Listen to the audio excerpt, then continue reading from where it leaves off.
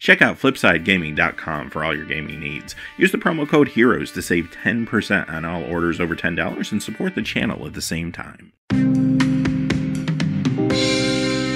Hey there, it's John from Heroes and Legends, and today we're going to look at the rest of the unstable variant cards. Now, I've been reporting on this the last couple of days as some of these cards have been found and revealed, but today Wizards did go ahead and show us the rest of the cards. So we're going to look at the ones we didn't see over the last couple of days. I'll link the videos where we looked at the other variants at the end of this one, so you can catch up if you want to. They're pretty short videos if you do want to see all the variants. But let's just jump in with what we don't know up until this point. We're going to start off with every thingamajig. That's right, there's 6 copies of this card. There's going to be 6 of many cards for many. We're finding that out now. So this particular one has 6. We already saw the one that was previewed originally that we've been talking about over the last few weeks. The one that kind of moves counters around. But there's 5 other ones. And it's pretty interesting because it appears that 2 of the abilities of each card are from black border cards and one's from a silver border card. So it's actually pretty sweet. I like that sort of Easter egg there with this card. But let's go through them all. Some of them do have different casting costs. The first one costs 5. They're all artifacts. And you can pay 2, tap, draw a card, activate this ability only if you have no cards in hand. That's actually sweet. Pay 8 and tap, you gain 10 life. Pay 4 and tap, sacrifice this, and you may put a silver bordered permanent card from your hand onto the battlefield. So overall, feels pretty powerful. I mean, paying 8 to gain 10 life, that's a big chunk of life. I'm not usually a big fan of life gain generally just to do it. But if you can do that a couple times, maybe in a commander game or something, that could be significant. And that first ability, though, really appeals to me. It's got my favorite phrase on it, draw a card. Now, the second one costs 5. Pay 1, flip a coin. If you win the flip, add 2 colorless mana to your mana pool. Activate this ability only anytime you could cast an instant, though. Pay 3 and tap. Target player discards a card. Activate this ability only during your turn. Pay X, and this will become an XX construct artifact creature until end of turn. So if you have a lot of mana to put into this, you can get yourself a big creature temporarily. Feels like that could be good. Definitely deterrent if someone's thinking about attacking you as well if you have open mana in this thing. And it's got a couple other decent abilities there too. The next one's going to cost you 6. And you can tap it to add 1 mana of any color to your mana pool. Always nice to have a mana rock. 1 and tap. Say the flavor text on a card in your hand. Target opponent guesses that card's name. You may reveal that card. If you do, and your opponent guessed wrong, draw a card. Pay 8 and tap, and this will deal 12 damage to target creature. So another big mana payout. This one clearing the path for you on the board. Feels pretty good. And the other abilities are great too. I always love mana rocks, even though it's 6. I mean, a mana rock might not be as important at that point in the game.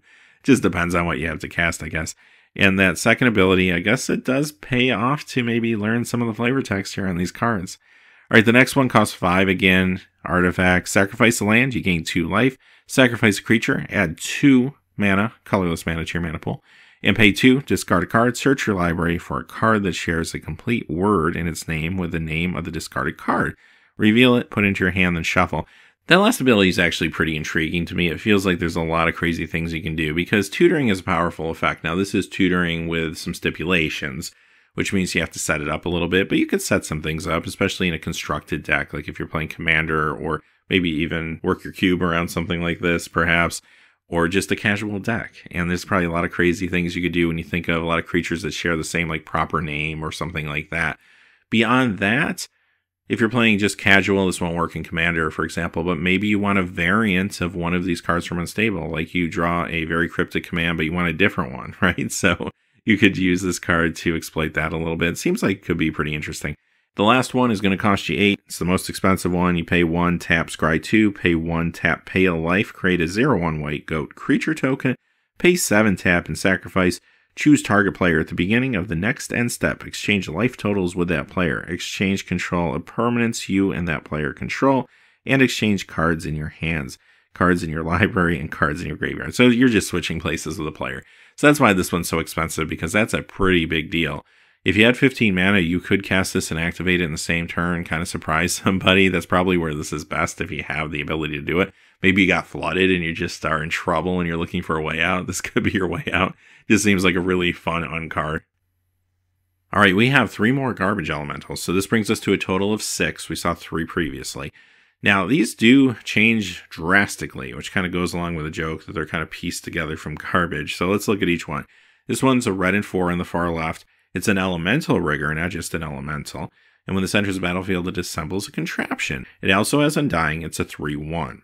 The next one, same casting cost, and this one's just an elemental, but it has Battle Cry. It's a 3/2. When this enters the battlefield, roll 2 6-sided dice. Create a number of 1/1 red goblin creature tokens equal to the difference between those results. That one actually feels pretty sweet to me. And the last one is an elemental. It has Unleash 4/3. Each creature you control with any kind of counter on it has Art Menace. They can be blocked except by creatures with 2 or more visible figures in the art. Okay, that's kind of sweet considering you can bring this in with the Unleash as a 5/4. And maybe sometimes your opponent won't even be able to block it. That's actually kind of awesome. So that one feels really good to me too. All right, let's move on to Ineffable Blessing. 3 more of these. We're a total of 6. We saw 3 previously. And these are all similar. They all cost a green and 1. They're all enchantments, and they all allow you to choose something. And then based on what you choose, you could potentially draw cards down the road when creatures enter the battlefield under your control. So the first one on the left, when this enters the battlefield, choose an artist. Whenever a creature with art by the chosen artist enters the battlefield under your control, draw a card. The second one, choose rarity. Whenever a creature with the chosen rarity enters the battlefield under your control, draw a card. And the third one, you get to choose a number. Whenever a creature with exactly the chosen number of words in its name enters the battlefield under your control, draw a card. All right, Killbots. We saw 2 previously. We saw Curious and Enrage. We get 2 more for a total of 4, Delighted and Despondent. There's no real difference between these except for their name, which does allow you to play some different copies maybe for playing Commander.